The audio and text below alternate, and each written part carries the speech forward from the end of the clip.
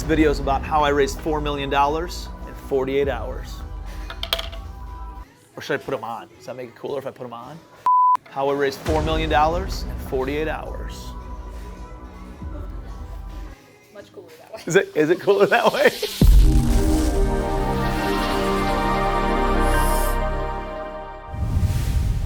What's up, guys? So today, I was actually just on a podcast this morning, and they were asking me a bunch of questions about raising money and syndication and capital. So I'm going to kind of do a few videos here about raising money. And the first one I think is going to be a pretty impactful story. And it's how I raised $4 million in 48 hours and how it kind of put me on the map on the multifamily side. So let's do it. All right, so I got some backstory for you. In 2017, I had about a few hundred doors and had some good momentum. I was talking about it on social media, telling people, just trying to share some value, letting people know that they can go out and buy multifamily. And so I started getting a little bit of momentum in 2017 and I was trying to just help people with wealth. I didn't really have like courses or masterminds or anything like that yet. I had some good stuff going on. So anyways, early 2018, a couple buddies started hitting me up. They sold their business, and they started investing with me in some certain projects. And I had one buddy who sold his business for, I don't know, in the 20, 30, $40 million range, and had some cash. And so he deployed it in a couple different deals with me, and we did several deals, and he's a good friend of mine, great friend of mine. And so it got me up to about 600 doors by early 2017. And had a joint venture partner send me a deal down in Georgia that was over 700 units. So it would have doubled my portfolio. And so he shoots me an email with this deal and all the underwriting, all this other stuff, and we'd essentially be into it for around $25 million, and it would be worth around $40 million once it's all stabilized. But it was a heavy, heavy value add deal. 700 units, we were buying it for $10 million. That's only $15,000 per unit. I mean, we had to put another like $20,000 per unit into it, plus some holding costs and everything else. So I'm looking at the numbers, and I got to raise $4 million based on the financing that we were able to get at that time. And so my job in that deal was to raise the money. My job was to raise the capital and sponsor the loan, which means sign on the loan. And then my operating partner, he handled really all the day-to-day, all the renovations, the property management, all that kind of stuff. So I put my head down, started thinking about this. I had never raised $4 million for a deal ever. The most I've ever raised for a deal was around $900,000 for any single deal that I've done. And so I put my head down, started thinking, and first person to come to my mind was my buddy who just sold his business for tens of millions of dollars and who'd already invested a couple $1 million into different deals with me. So I got my phone out, shot him a text message, and I said, I got a smoking deal coming down the pipeline. It'll close in about 3 months. And it's a home run kind of a deal. Who do you know who might have up to $4 million to invest in a possible deal? And he texts me back and he's like, hey, let me ask around. I'll get back to you over the next couple of days if anybody's got any interest or if I think of anyone. It's like, all right. He texts me back like 20 minutes later. Yo, I got it. I was like, got what? He's like, the money. I was like, what money? For that deal. I was like, how much? He goes, $4 million. You said you needed $4 million. Don't you need $4 million? Do you want $4 million? And I was like, you got $4 million? It was like 20 minutes later. So he's like, yeah, I'm good, and I'll bring the $4 million. So now I'm like, dude, I don't have to do anything, right? My job is to sign on the loan docs, which will happen the week of closing. Take me an hour, and I'm all done with that, and to raise the money. But I just, in a text message, raised $4 million. This is the easiest deal I've ever done, right?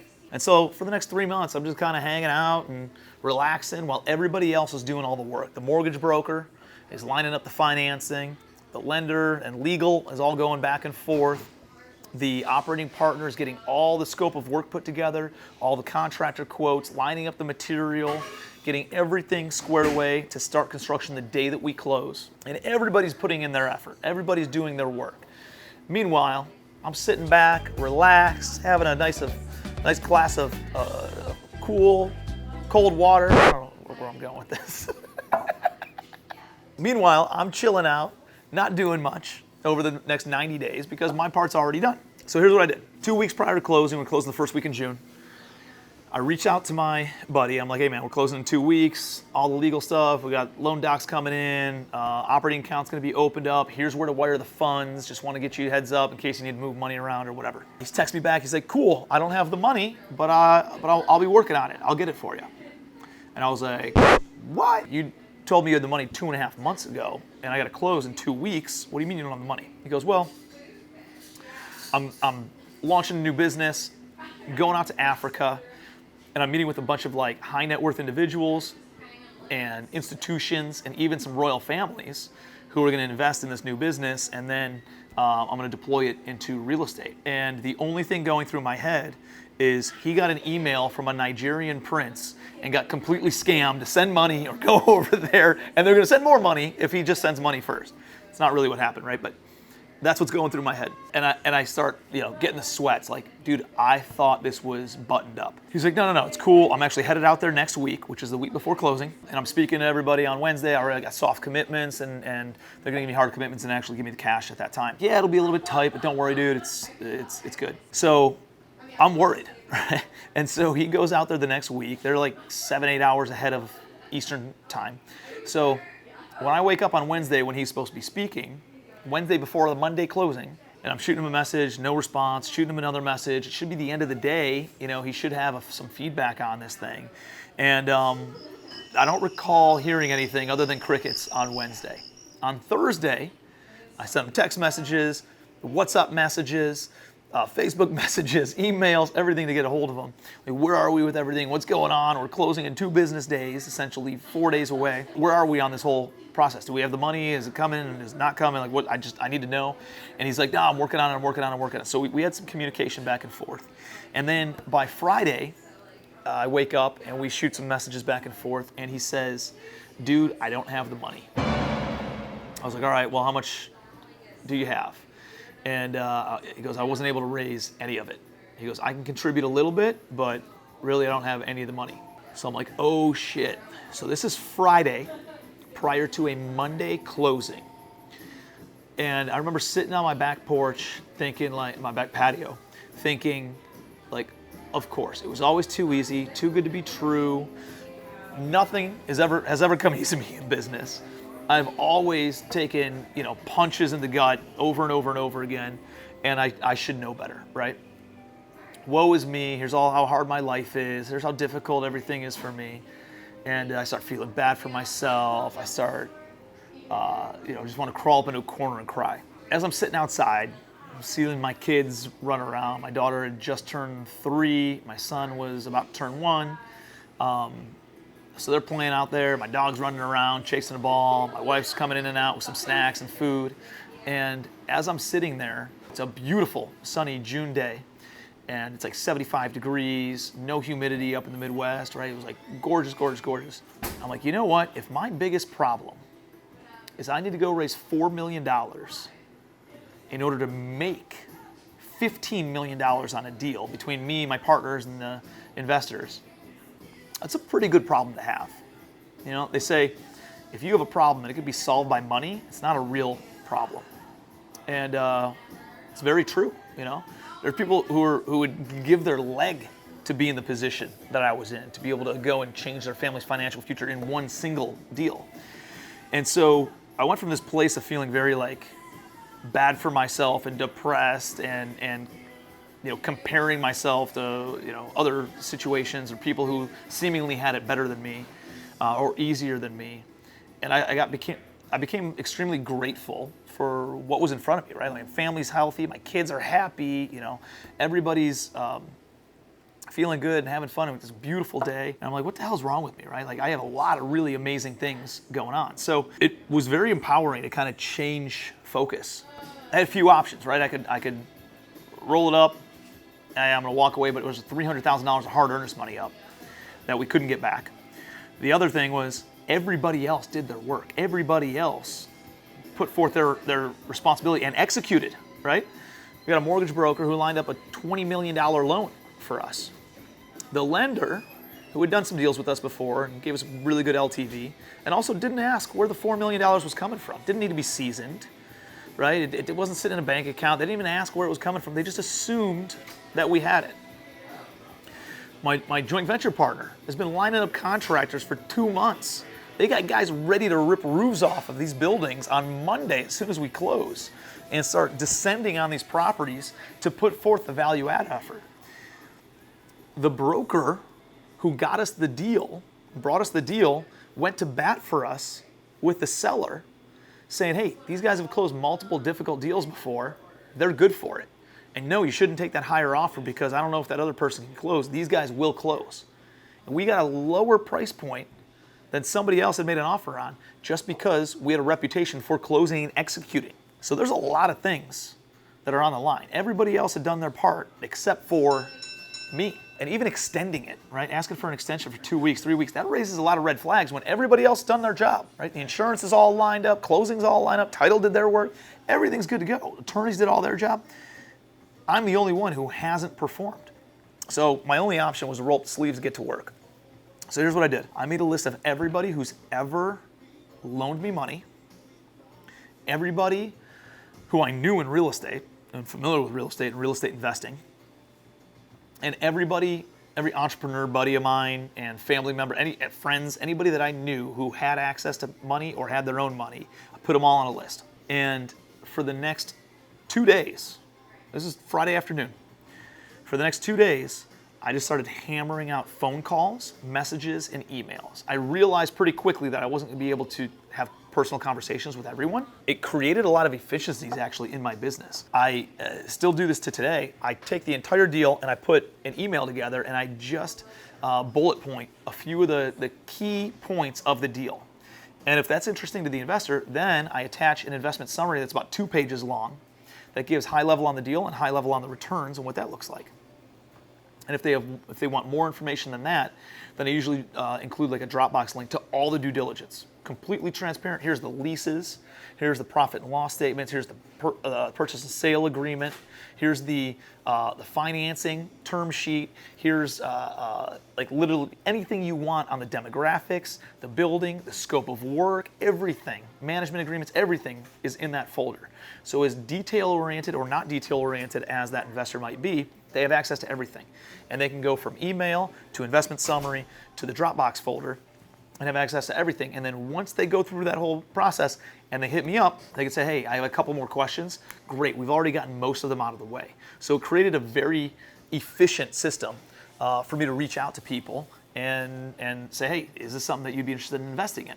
So banged out phone calls until 3 o'clock in the morning, emails, text messages until 3 o'clock in the morning on Friday going into Saturday. Woke up by 6 o'clock in the morning on Saturday, went back to work. Just paranoid about trying to find and raise $4 million in 48 hours over a summer weekend when most people are out on vacation or out on their boat or traveling or having fun, not thinking about doing business stuff, so that way they can wire me a bunch of money on Monday morning. So it was almost magical what happened though, because I found that I wasn't vocal. As active as I was on social media, people didn't know that I raised money the way that I raised money. They knew me. We did transactions together. They were brokers or wholesalers, or I wholesaled them a house or something along those lines, where we've crossed paths at RIA events. But they didn't know that I took on investors, some of them, and many, how I paid the investors, that I pay a fixed return on their investment, that I kick an equity in perpetuity. Even after their capital has been returned, they still get cash flow, they still get equity growth, they still get depreciation in these different deals. It was amazing how many conversations I had of like, dude, I had no idea that you even raise money that way. Why didn't you tell me, timing's not good on this one, but keep me posted on the next one. And I can't tell you how many conversations ended up that way of, even though they might not have been able to invest in this project, it opened me up for millions and millions of dollars of private capital for future deals. I'm waiting to sell this property. I'm waiting to sell my business. I'm waiting to launch that product. And so it set me up and made things way easier in the future because now I had planted those seeds and they're already familiar with the concept. Now I just got to bring them a deal at the right time. I was able to raise $4 million in 48 hours. As crazy as that seems, still looking back, could I do it again today? I don't even know. I guess. I did it once, I could do it again, right? But here's who came in clutch. It was people I had already done deals with. It was people who, even though I hadn't done big deals, I did some small deals with them. Because I performed, because I executed, they were, in the past on future deals, they were willing to take the phone call over the weekend, first of all, and secondly, really show up big time for me and move money around on a Monday morning so that way I can close on this transaction. And some of them were short-term money, where I had to recapitalize it, swap them out with equity investors in the future. But majority of the money, 3.6 out of 4 million of it, came from investors who I'd already done deals with. The biggest check writer was $1.5 million from a single individual that I had only done 3 small deals with. One was like a $40,000 turnkey flip. Another one was like a $140,000, more of a retail flip. Another one was a $200,000 transactional funding deal. One of them, actually the $140,000 deal, didn't even go right. It got extended out. I had to over budget, and it was like 3 months longer than what it should have been, and it didn't even go. But I communicated with them.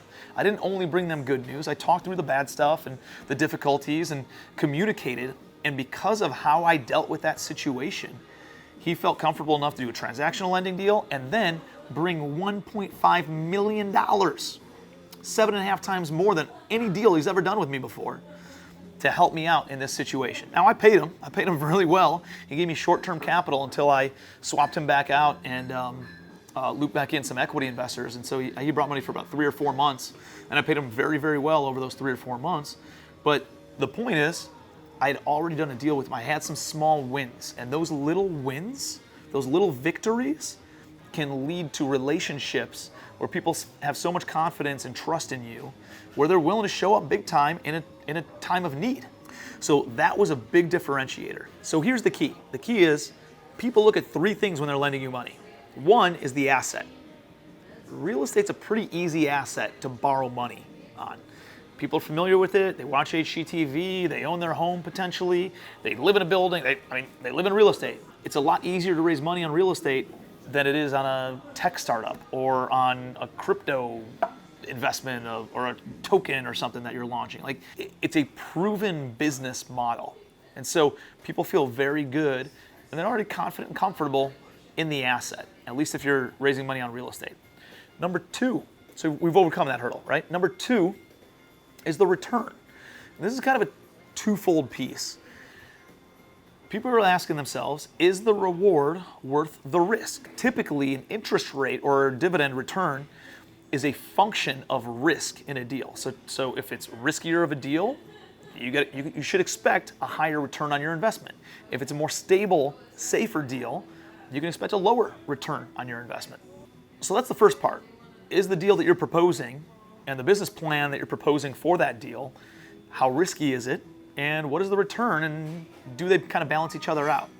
That's the first part of the return side. So the second part is the opportunity cost of what else could they invest in. They could be a full-time real estate investor or hard money lender, and they can make 20% a year on their money. You're gonna have to probably pay them better than 20% a year of a return in order to be able to validate why they should put their money with you instead of with themselves. The other thing is, on the opposite side of that, is maybe there's somebody who gets a 1% return by leaving their money in a certificate of deposit at the bank, and you can offer them a 7% return, right? It's not 6% more, it's 600% more, right? It is 6 times or 7 times the return on the investment.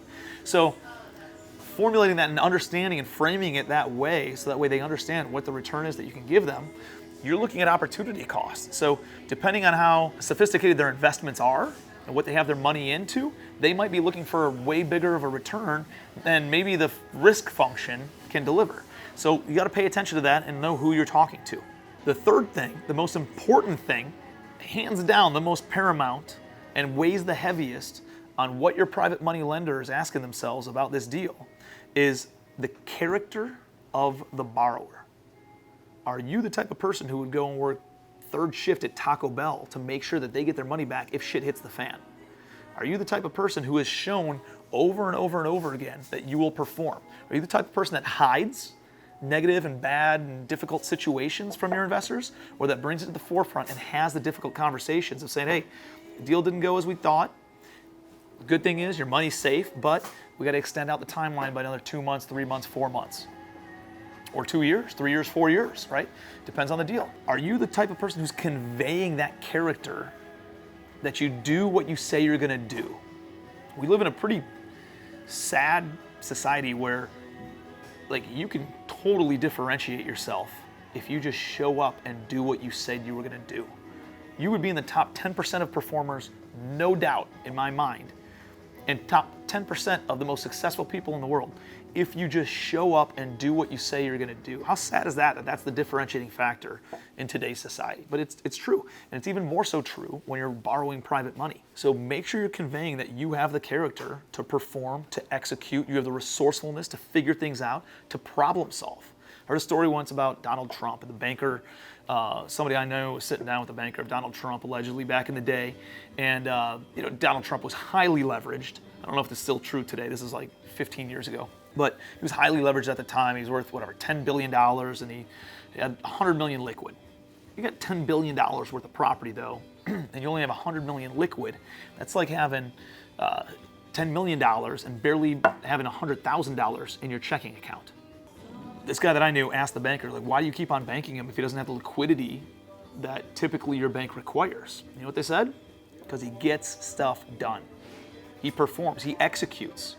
And I know that no matter how difficult things get, he's gonna perform and make sure that we get our money back. He's built that reputation and he has that type of character, according to this banker. The point being is like, what are you leading with from a reputation standpoint, right? And are you conveying that to people on social media? Are you a trustworthy person to lend to, right? Or are you, doing stupid shit on social media and showing your social life off, like I know people who won't invest in certain individuals because they just get shit-faced drunk 6 nights a week. Even though they have a good business acumen, what happens if they go and get in a drunk driving accident, right? What happens if they stumble out in the street and get creamed by a car? Like, there's a lot of different things that can happen that create additional risk components based on the character of the individual, right? So you got to be paying attention to that kind of stuff and the image that you're conveying and actually how you live your life, not even the image, right? Because they will see through any sort of facade that you try to put up. Eventually, time will spin that out and show true character. So make sure you're conveying the right character. Make sure you're looking at what the returns look like and the return metrics and comparing that to what they might be able to get somewhere else, and making sure that you're conveying that the asset is a great asset. It's a good piece of property to invest in. There's a lot of real estate out there, but making sure that you're talking to a lot of people. Timing is imperative. Making sure you're planting seeds all along. And the longer that you're in this business, we live in a kind of a voyeurism society, and people are watching. I know people, because I pay attention to it, right? If you guys like this video, if you guys comment on this video, I pay attention to those names, and those names stand out to me. And there's been so many people who maybe didn't like it, maybe didn't comment on it, but eventually I get a direct message on Facebook or Instagram saying, hey, I've been watching you for 3 years. And I've never reached out. I've never liked anything. Maybe they don't say that, but that's what I'm thinking in my head. I want to invest some money with you. Do you take on investors? I saw that you take on investors. Can I come in on that deal? I don't even know who this person is, but they know who I am because we live in a voyeurism society. So whatever you see on social media, you could probably multiply it by 2 or 3 times for the number of people who actually see what you're posting on social media and how you're living your life and what your character looks like. But people are watching. I promise you that they are watching. Make sure that you're doing the right thing all the time. That's pretty good business practice. Just do the right thing. And make sure that if you're talking about the deals and you're sharing all these different insights, you're conveying good character and that you do the right thing. Share testimonials of other people that you've done business with and do some small deals. Get some small wins. Before I could raise $4 million, I had to raise $900,000. Before I could raise $900,000, I had to raise $300,000. Before I could raise $300,000, I raised $25,000. Go and do some deals and realize it doesn't all happen overnight. You got to plant seeds over time. And I promise you, the more seeds you plant and the longer the timeline is, it gets easier and easier to do more deals because more of those seeds have sprouted. So hopefully this gives you some insight on how to go out and raise some private money, and pretty wild story about how I raised $4 million in 48 hours. So hopefully you guys got some value out of this. Appreciate you watching. If you did, give me your biggest takeaway on how to raise private money in the comments section. Like it, subscribe it, share it with other people that you know who are looking to raise some money in this industry. I think it's a pretty compelling story, and I think they get a lot out of it too. So until next time, I appreciate you guys. Be your best. I was trying to go for the effect of like over the top, where he goes like this with his hat. Oh man, it's not loose enough. Anyways, all right, you can use that or not use that, Cam. But I'm gonna use that. I'm sure you are.